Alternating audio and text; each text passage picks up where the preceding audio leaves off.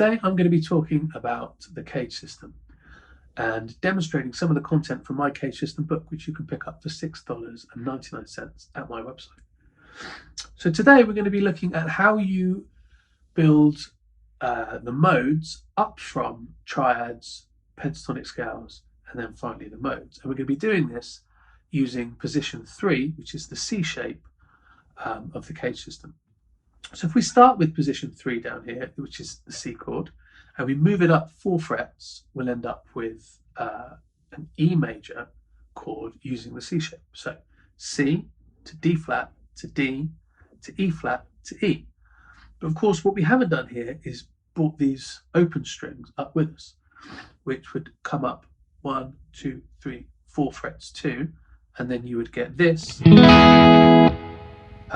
inversion of the C chord, which in this instance would be E. But what we don't have here are all of the triad notes. We have some of them, most of them, but not all of them. So we're going to look now at all of the possible triad notes, or major triad notes that you get in position 3. So here are our root notes, and then we'll start with the lowest possible triad note, which would be the major third down here. So that would be as follows: third, fifth, root, third, fifth, root, third, fifth. Now what I like to do is always start from my lowest root note, go as high as I can in the position I am, come back as low as I can in the position that I am, and then finish on my root. And what this does is it always firmly establishes the correct tonality that I'm trying to achieve. So we'll start here with this low note of E, and we'll go up and we'll come back down and finish back on this E note. So we have a root, third, fifth, root, third, fifth, third, root, fifth, third, root, fifth, third, fifth, root.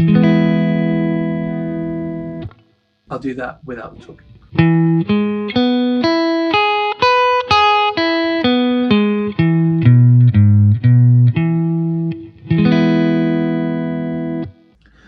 Now it's really important that you memorize all of these intervals and don't just learn the shape. Shapes are no good to you because all they allow you to do is run a shape. What you need to be able to know is which intervals you're playing at any given time.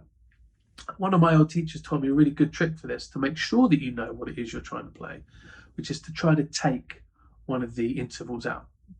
So the interval I'm going to take out here is the root. So I'm going to play just the thirds and the fifths. And the idea here is you won't have learned a shape that just has the thirds and the fifths in it. So let's do it.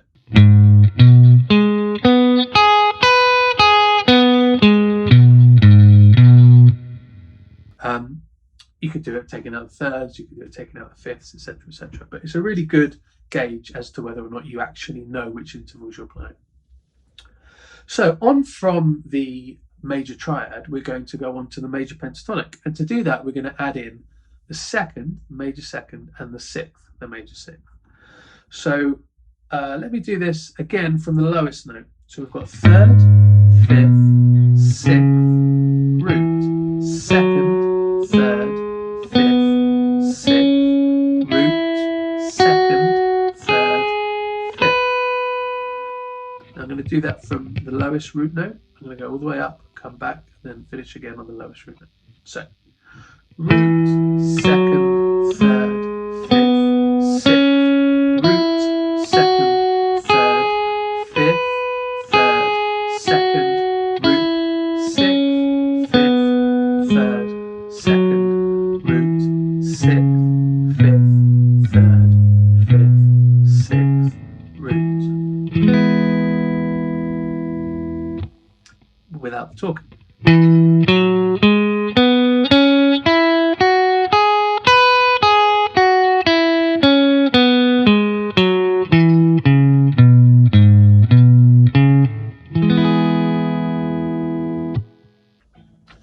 Now what we're going to do is we're going to add to that major pentatonic to create the Mixolydian mode. Now the notes we need to add there are the fourth and the flat 7.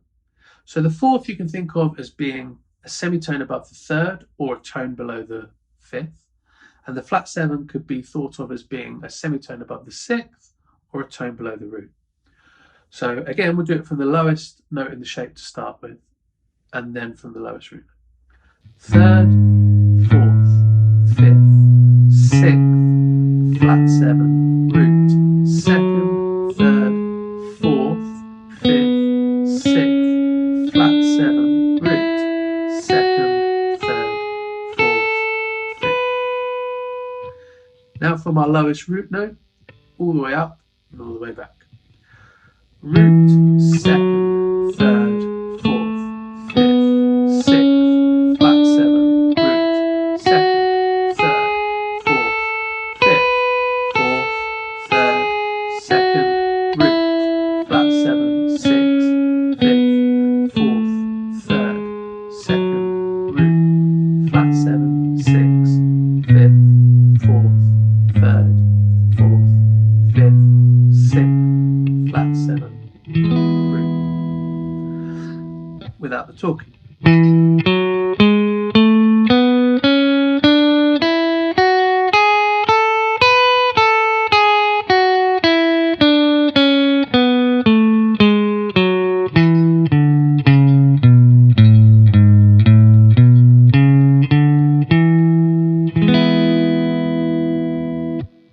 And that's your E Mixolydian mode, built up from your major triad to your major pentatonic to the Mixolydian mode. Now, one of the things we also ought to know is the dominant 7th arpeggio, which in this instance is just adding a flat 7 to the triad. So I'll do that. Third, fifth, flat 7, root, third, fifth, flat 7, root, third, fifth, third, root, flat 7, fifth, third, root, flat 7, fifth, third, fifth, flat 7, root. If we take the chord from that, we could use this chord voicing, we could use this chord voicing, we could use this, we could use this. There are loads of different voicings that you can get from this particular arpeggio.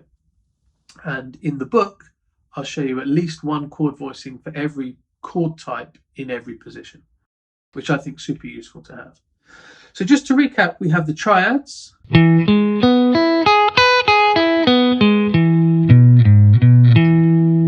We have the major pentatonic.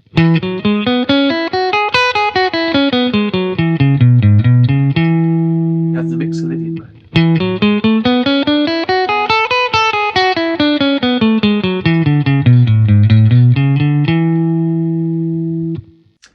In my book, we do this for every position of the cage system, and we do it for every mode.